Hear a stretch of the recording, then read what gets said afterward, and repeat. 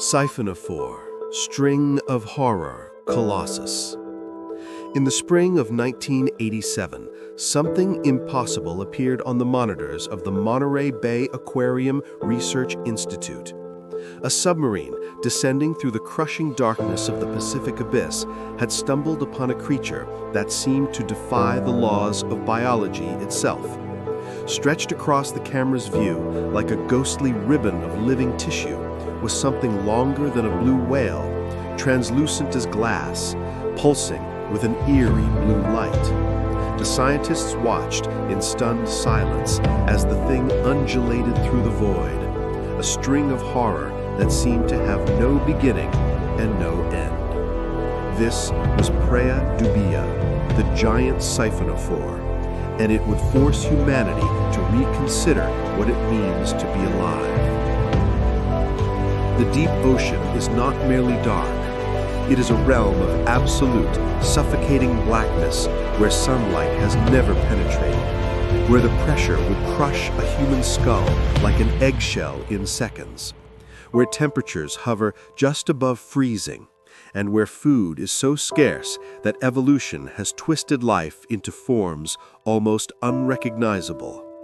Down here, 3,000 feet beneath the surface, the weight of the entire ocean presses down with a force of 460 bars, equivalent to having a fully loaded commercial airplane balanced on every square inch of your body. Nothing with bones survives intact. Nothing with air inside its body can exist without exploding or imploding. And yet, here in this alien wilderness, the Siphonophore thrives. To understand what this creature is, you must first abandon everything you think you know about animals. A Siphonophore is not one organism. It is a colony, a living confederation of thousands of individual beings called zooids, each one genetically identical, each one utterly dependent on the others, working together with such perfect coordination that they function as a single, terrifying predator. Imagine a city where every citizen is a clone, where some are born to be mouths and stomachs, others to be eyes and tentacles, still others to be engines of movement, and where not one of them can survive alone. That is a Siphonophore, a democracy of flesh held together by necessity and terror. The evolutionary journey that created this nightmare began over 580 million years ago during the Precambrian period, when Earth's oceans were still young and strange. The ancestors of Siphonophores belonged to the ancient phylum Cnidaria, the same lineage that would eventually produce jellyfish, corals, and sea anemones. These were among the first complex animals to walk, or rather drift, the Earth. By 540 million years ago, the class Hydrozoa had emerged, small colonial creatures that clung together for survival. But somewhere in the depths of prehistoric seas, something extraordinary happened. A mutation, or perhaps a series of mutations, allowed these colonies to transcend their individuality entirely. The zooids became so specialized, so interdependent, that they could no longer exist separately. They had become something new, something that blurred the very definition of life itself. The Siphonophore has no fossil record. Its body is too soft, too gelatinous, too fragile to leave an imprint in stone. But scientists believe they have survived, largely unchanged, for hundreds of millions of years. They witnessed the rise and fall of the dinosaurs. They drifted through oceans where trilobites crawled and megalodon sharks hunted. They persisted through 5 mass extinctions, ice ages, meteor impacts, and the complete reorganization of Earth's continents. Why? How did something so delicate, so seemingly vulnerable, outlast creatures armored in scales and shells? The answer lies in their very fragility, in their gelatinous bodies that can compress and deform under pressure, in their ability to exist in the one place on Earth where almost nothing else can thrive. The deep ocean is not a refuge, it is a fortress. The body of a giant Siphonophore is a study in nightmarish beauty. Picture a translucent rope as thin as a broomstick but stretching longer than a 10-story building is tall. Along this central stem, which scientists call a physonect, hang thousands of specialized zooids, each one performing its function with mechanical precision.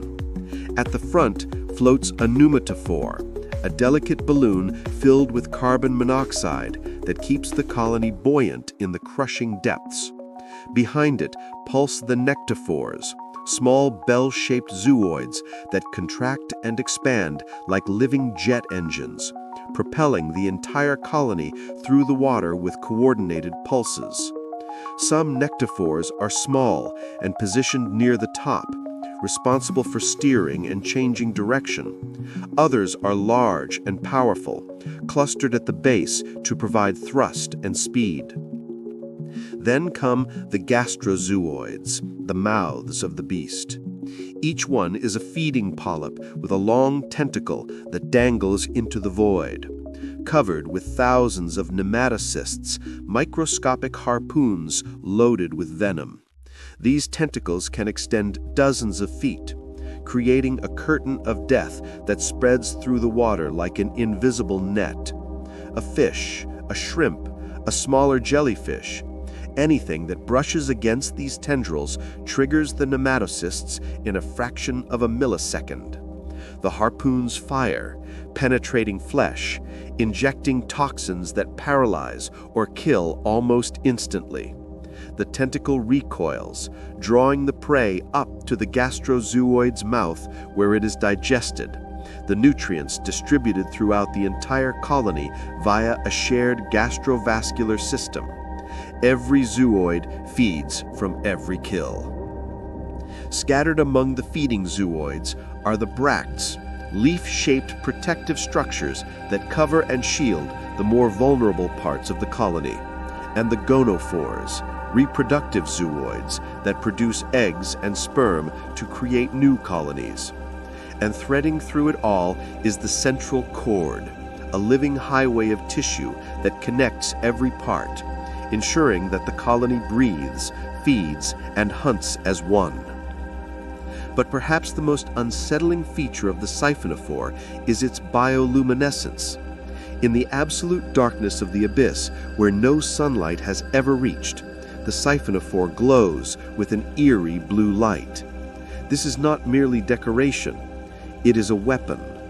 When the colony detects prey nearby, it activates photophores scattered along its body, creating pulses and flashes of cold blue fire. Small fish and crustaceans, drawn by the light like moths to a flame, swim closer to investigate. They do not realize their mistake until they brush against the waiting tentacles. Some species of Siphonophore have evolved an even sinister trick. The genus Arena, which dwells at depths between 5,000 and 7,500 feet, produces red bioluminescent lures on its tentacles that flick and twitch, mimicking the movements of copepods and other small prey. Most deep-sea creatures cannot detect red wavelengths, making this light invisible to everything except the fish that Arena hunts.